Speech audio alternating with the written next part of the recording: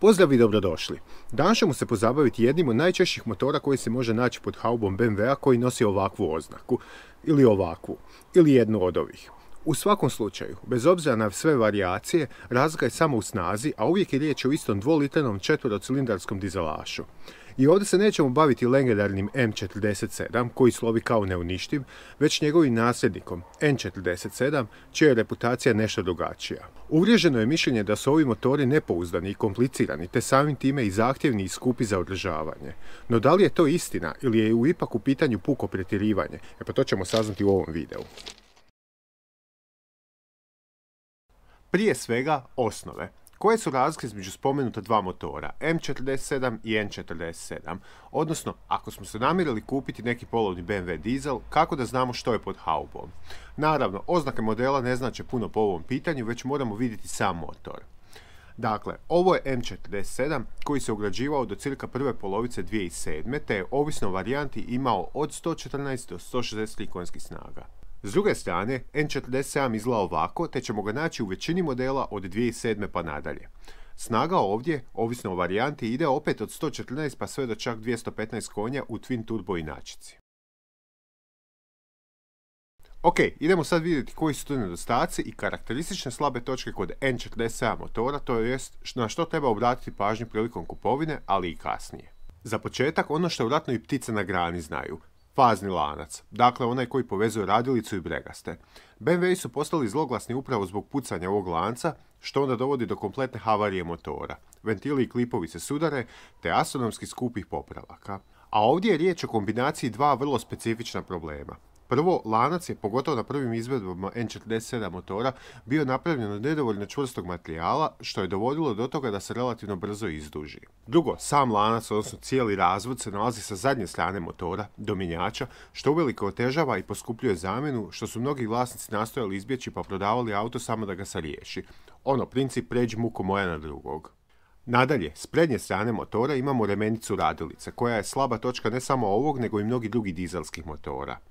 Ona u sebi ima gumeni element, čiji je zadatak ublažiti vibracije motora i koji se s vremenom raspadne. A kada se to dogodi, ne samo da ostajemo bez alternatora i serva, recimo, već se i PK remen može omotati oko remenice i napraviti malo žešći haos. Zatim, dok smo još uvijek s prednje strane, moramo spomenuti i odušak motora, odnosno plastično crijevo koje spaja ventil dekli i usis. Ono s vremenom postane krhko i pukne, naročito ako se iz bilo kojeg razloga demontira, a onda imamo falš zrak koji ulazi na usis, ali i uljne pare u motornom prostoru.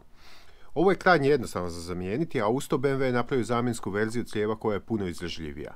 Sam ventil oduška, to je separator uljnih para koji je integriran u ventil dekl, srećom nije pretjerano sklon kvarovima.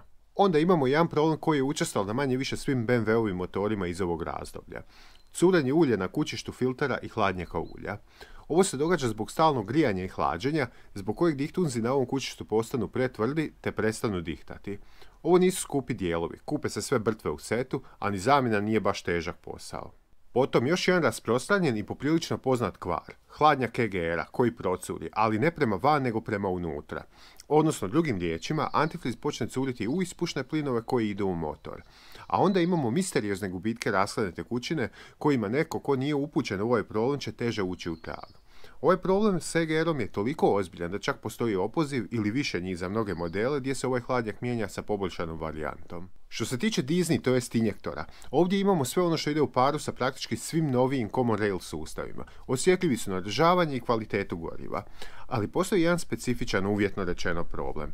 Kod vađenja injektora, što je recimo potrebno kod zamjene lanca, mora se koristiti specijalni BMW-ov alat, inače se mogu oštetiti. A i kada se montiraju nazad, obavezno se koriste nove podloške, inače će vjerojatno kasnije flisati gorivo. Dalje, još jedna boljka tipična za mnoge dizelaše. Klapne u usisnoj grani, to je swirl flaps. Ovdje srećom nije problem kao na prethodniku M47 da ove plastične klapne otpadnu sa osovine i ulete u motor. Ali sama osovina na kojoj se one okreću se s vremenom može pohabasti, to je zajesti na svojim krajevima i onda se zaglavi u nekom položaju. A pritom naslage čađi, opet hvala EGR-u, samo pogoršavaju situaciju. Potom grijači, kao i svaki drugi grijači, s vremenom prestanu raditi te ih je potrebno zamijeniti. Samo po sebi ništa neuobičajeno, jedino im je položaj malo nezahvalan što otežava cijeli posao. I na kraju imamo one uobičajene probleme koje prate današnje dizelaše, EGR i DPF. O ovome neću duljiti jer oba od ovih uzroka noćnih mora vlasnika auta sa dizel motorom su u detalje objašnjeni u zasebnim videima na ovom kanalu. Dakle, to bi bili sve neki učestali nedostaci koji se javljaju na ovom motoru. I ako ćemo pošteno, izuzev lanca, ništa od ovog nije spektakularno niti dramatično. Jer i bilo koji drugi motor ima svoje mane i slabe točke, pa nije da je N47 tu nešto gori ili bolji. A i sam lanac, budimo realni, na većini auta su ili već pukli ili su zamijenjeni. Usto ne bi se ti lanci ni rastezali kao žvaka da intervali zamjene ulja nisu toliko dugački. I kada se ovo kombinira sa učestalim vožnjama na kratke relacije i puno hladnih startova, pa se još doda povremeno forsiranje i preopterećivanje motora, katastrofa je i bila neminovna. No kao što rekoh, većina BMW-ova s ovim motorima danas ima nove lance, a ako je pritom ugrađena poboljšana verzija koja je izdržljivija, nije sklona rastezanju, onda nema nekog osobitog razloga za brigu. Na vama je da ga redovito servisirate, znači ne 30.000 km od izmjene do izmjene ulja, i barem par puta mjesečno ga dobro provozate, pa će i trajati. I sad kad smo sve ovo prošli, da se vratimo još samo jednom na onaj famozni lanac. Zašto su ga, iz kojeg razloga, stavili odozada, pa da se mora vaditi cijeli motor prilikom zamjene? Te još više, zašto su ga onda napravili tako tanko, kao da je za bicikla, a ne za mašinu koja košta 1000 i 1000 eura?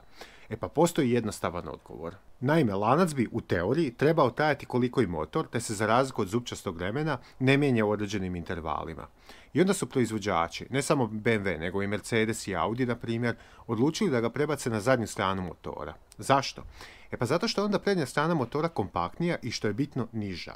A ovo kod auta sa uzdužno postavljenim motorom, jel to onak kako i treba biti, ujedino znači i da hauba može biti niža, što daje više slobode kod dizajniranja siluete auta. I zato je lanac iza. A zašto je lanac tanak? Pa da bi motor bio što kraći. S jedne strane da ne ide previše naprijed, a s druge strane da ne zadire u putni prostor. U biti, od starta je dosta toga podređeno vanjskom dizajnu, da se motor uklopi u neke vanjske gabarite i ne remeti siluetu auta. I sve je to lijepo kada sjediš za kompjuterom i crtaš auto nekom CAD programu, ali znatno manje kad čupaš motor samo da bi zamijenio taj današnji lanac. A nimalo ako si onaj koji plaća sve to. Eto, toliko od mene o BMW-ovom N47 motoru. E sad, da li je M47 puno bolji od njega ili ne, to je na svakom od vas u konačnici da odlučite. Ali ako hoćete ultimativni, najbolji BMW-ov dizel, onda je to M57, odnosno E60 530D. Ako vi imate još nešto za dodati, svakako pišite u komentarima. Vidimo se!